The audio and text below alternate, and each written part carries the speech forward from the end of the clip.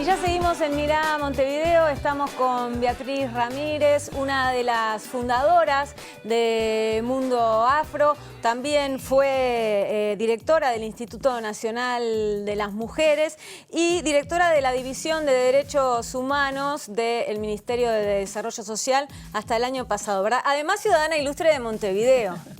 Por toda tu lucha por los derechos de los afrodescendientes. Beatriz, te damos la bienvenida a Mirá Montevideo y muchas gracias por brindarnos estos minutos. Bueno, muchas gracias por invitarme. Bueno, es un gusto realmente venir a TV Ciudad, este programa que además está en sus primeros pasos, así que bueno, me siento muy honrada por haber sido invitada en esta primera etapa y desearle muy buena gestión. Bueno, muchísimas gracias. Beatriz, bueno, comenzó el mes de la mujer, que es un mes que es importante para visibilizar, ¿no?, las temáticas que nos importan. ¿Cuál es la situación actual? ¿Cuáles son las reivindicaciones más importantes de las mujeres afro hoy en Montevideo, en Uruguay? Bueno, estamos en un contexto complejo, ¿verdad? Si bien nosotros como colectivos, como organizaciones de mujeres, como grupos que venimos activando hace muchos años, teníamos como reivindicaciones muy específicas, vinculadas fundamentalmente al trabajo, a las bajas remuneraciones, a las bajas calificaciones de la población afro, a los inaccesos en términos educativos, a los cuidados, que nosotras somos históricamente cuidadoras y claro, bueno, todos estos aspectos impactan en la vida de las mujeres afrodescendientes y sobre todo en las más jóvenes, pero también en un contexto complejo de la pandemia, donde también estos componentes generan nuevos desafíos y nuevas dificultades y nuevos desafíos, ¿verdad? ¿Cuáles fueron estas dificultades? Bueno, todos, de acuerdo a los datos estadísticos que nosotros tenemos en relación a las mujeres afrodescendientes, el grueso de las mujeres afrodescendientes se encuentran en la base de la pirámide social, por lo tanto, las dificultades en términos laborales y de bajas calificaciones y, como decíamos, el trabajo doméstico, todo esto se ve fuertemente afectado en la medida que, bueno, este confinamiento hace que haya un corrimiento muy importante de las trabajadoras domésticas, por ejemplo, a sus casas, a un confinamiento obligado, que bueno, eso les resta en términos de sus ingresos y su desarrollo laboral.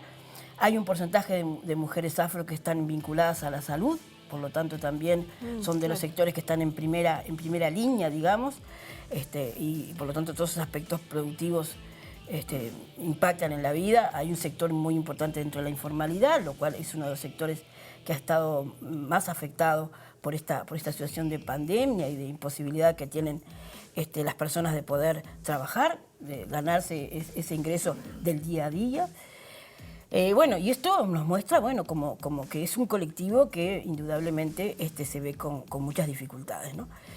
Como cuidadoras, como personas que también tenían las posibilidades inclusive a nivel educativo o de guarderías de llevar a sus niños, todo esto quedó restringido, quedó cerrado. Y bueno, entonces digamos que es una situación bastante crítica, ¿verdad?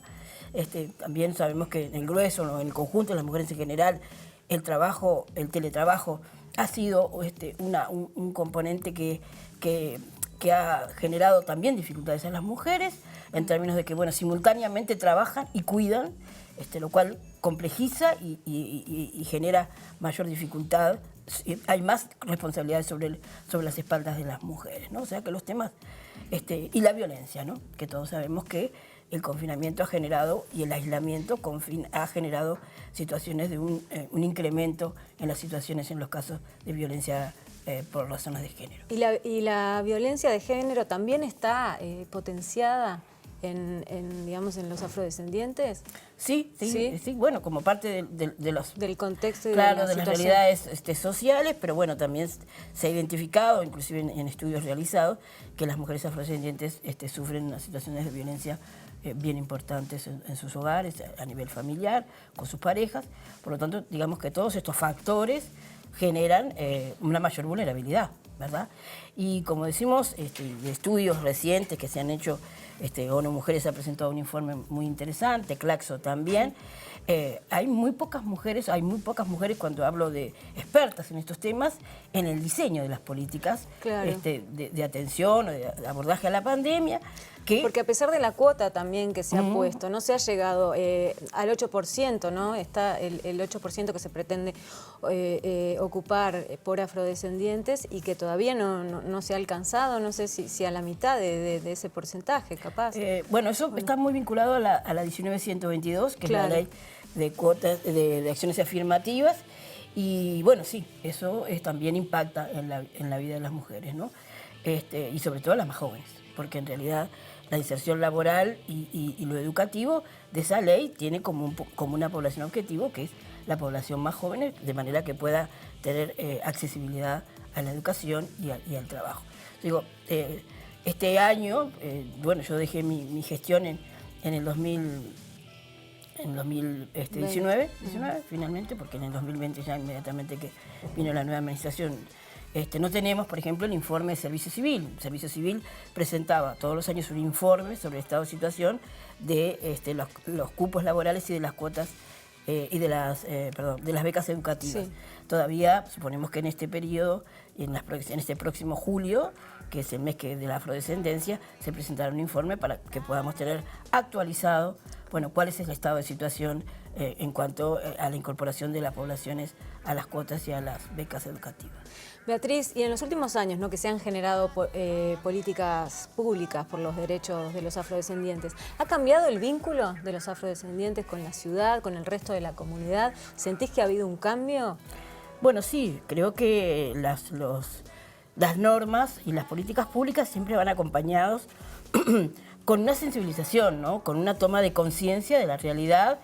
Se realizaban muchas políticas y se generaban muchas campañas de sensibilización, una fuerte visibilización sobre la población, sobre el efecto de la discriminación por razones raciales y de género en muchos casos, y otros componentes como puede ser también la diversidad sexual, porque a veces esas dimensiones cuando se intersectan generan mayor gravedad en la población, y eso se trabajaba con mucho énfasis.